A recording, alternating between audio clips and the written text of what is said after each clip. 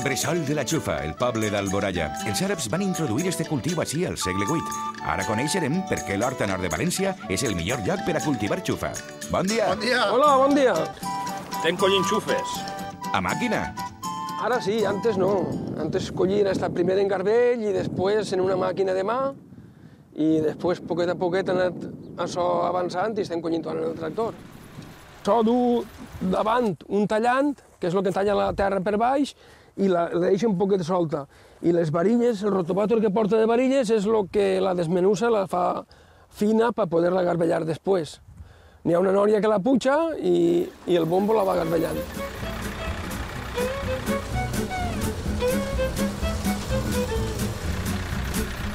Les xufes, el marc de plantació és este, uns 60-62 centímetres, entre un sol i l'altre, i les xufes, pues, quan naixen, elles van criant alrededor, i una mata, una planta sola es pot fer potser hasta 1.000 xufes.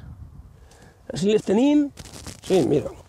Tot això és el que fa, pues, la màquina, desfer la terra i anar garbellant-les. Quina faenassa, fer tot això a mà. Abans se collien primer a garbell, la gent anava en un garbell gran, anava a xenollons, garbellant la terra, després se traguen les màquines de mà, anava dues persones tirant a un plat, un altre embotint dins, i n'hi havia un altre que és el que estava en la manilla.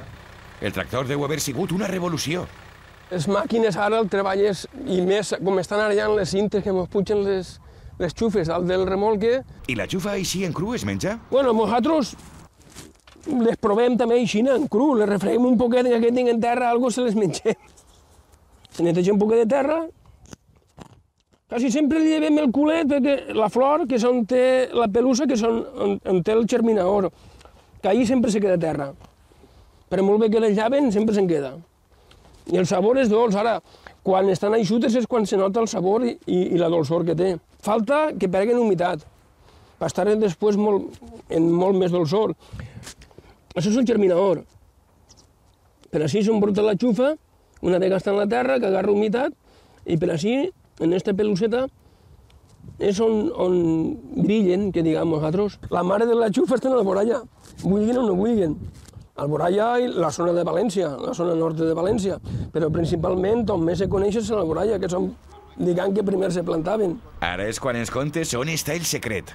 Els terrenos són terrenos francs arenosos. Així s'ha tirat molta arena de la mar, o bé directament de la mar, o bé a través de... se tirava a les quadres pel llit pels animals i després se tirava als camps, com a abono. La terra que viatja així és més prima. Si les terres són fines, les xufes produeixen més i més qualitat, la terra escalfa més, entonces tenen més qualitat. Manolo, el tractor està ja ple de xufes. I ara? Ara tenim que dur-lo al llavador per a fer-les un bon llevat i tirar-les a l'andana. Portem el llavor de Justo, perquè quasi tots en aquesta zona el porten allí. El teu llevador? Sí, el llavor de Justo. Podem anar a veure'l ara. Encantats, anem. Adeu, amics, gràcies. Vinga, adeu. Adeu.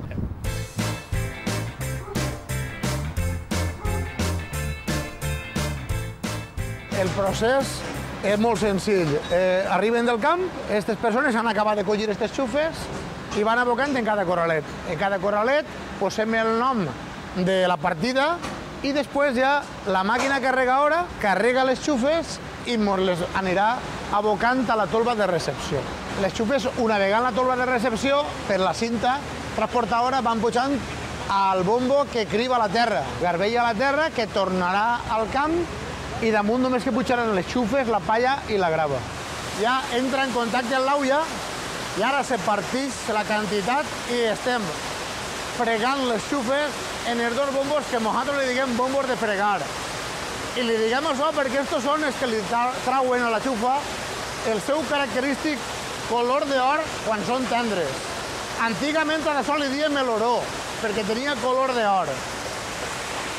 Això per flotació no pega la volta, per flotació li lleva la terra, li lleva els pelets que té i ens deixa la xufa a fregar.